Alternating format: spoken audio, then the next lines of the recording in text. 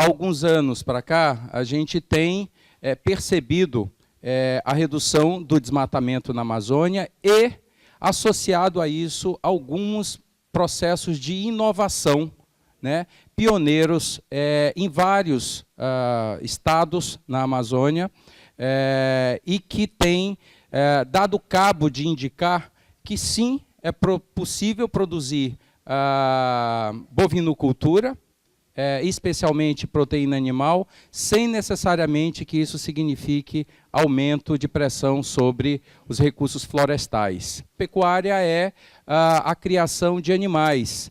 Então, daí o termo diversificação da pecuária, ou de uma pecuária diversificada no Acre, que se amplia para um leque de possibilidades que estão acontecendo, o processo de fortalecimento dessas atividades, sem excluir a bovinocultura, sim, como uma atividade produtiva possível de contribuir nesse mosaico aí de produção de proteína animal. O Acre tem investido bastante no conceito de parceria público-privada e comunitárias, conhecidas PPCs, ou seja, que inclui os grandes, os médios, os pequenos, o Estado e o setor privado. Entendendo que o setor privado aí não significa só os produtores, mas significa também uma experiência prática de atração de recursos financeiros do mercado de capitais. Nós temos o exemplo hoje de ter um fundo de equity, um fundo de investimento privado,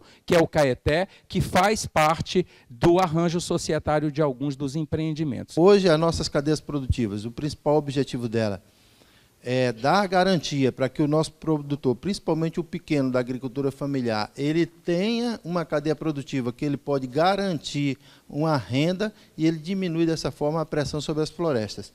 E eles ganham duas vezes. Eles ganham na venda direta do produto dele para a indústria e eles ganham também porque eles têm 10% do lucro líquido da indústria no final do exercício. É feita a prestação de conta e do lucro líquido 10% é para eles. Todas essas nossas empresas, é um dos critérios da Agência de Negócios do Acre na entrada dessas empresas. Primeiro, a questão do comunitário. Então, muitas vezes, o próprio comunitário talvez não esteja organizado, a gente organiza, mas já garante um assento dele no Conselho de Administração.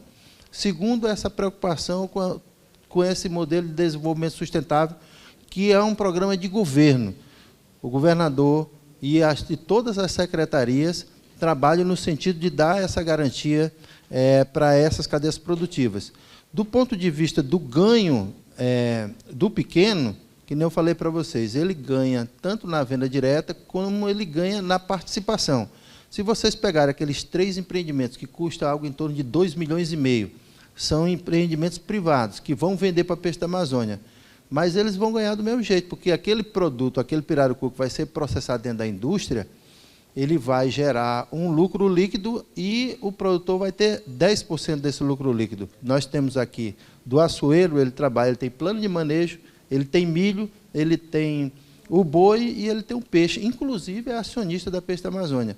O pequeno também, a prova é tanto que o Manelzinho, toda a logística dele foi feita na castanha, mas ele tem a seringa e agora tem as polpas de frutas e os óleos, porque ele aproveita a mesma logística, a mesma estrutura e agrega mais valor e agrega mais recurso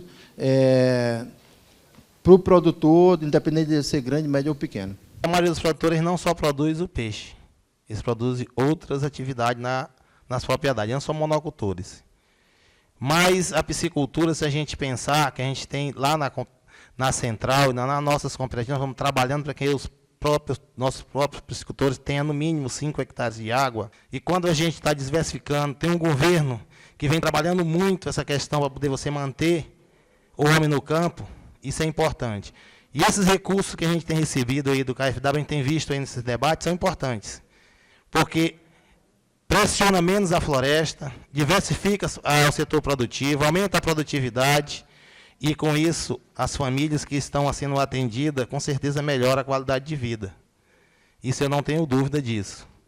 E quando você eleva, aí um produtor que não tinha 2, 3, 4 mil reais de lucro numa atividade econômica como da piscicultura e passa a ter 30, 40, 50 por ano, melhora muito a qualidade de vida dele lá no campo, da família, melhores investimentos, com certeza, na educação da família, que é fundamental para que a gente possa melhorar o setor produtivo lá na área rural.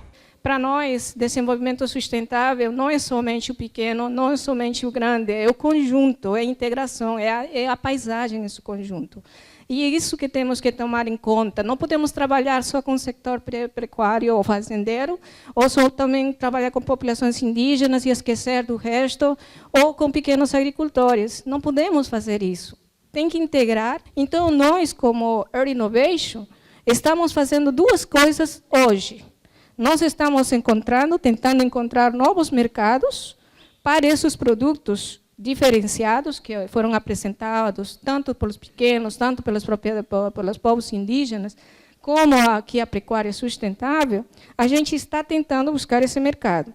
E outra coisa importantíssima, que é um produtor, um grande fazendeiro, é o senhor Augusto, eu teve, como Dandy falou, a gente visitou ele e ele é a terceira geração de pecuaristas, grande fazendeiro. E ele tem quantos tanques? Alguém me ajuda? 300 hectares de lâmina de água só produzindo peixe. E ele dizia, a gente perguntou, mas a pecuária dá muito dinheiro, por que não continuar com a pecuária? Ele tem já todo o campo feito, sabe, toda a tecnologia que nosso secretário mencionou. Ele disse, não, pecuária é segundo lugar. Hoje é o peixe e as plantações de açaí. Preciso investidor, preciso que me ajudem a levar isso. Dá certo, eu aposto e vou deixar essa geração para a minha família.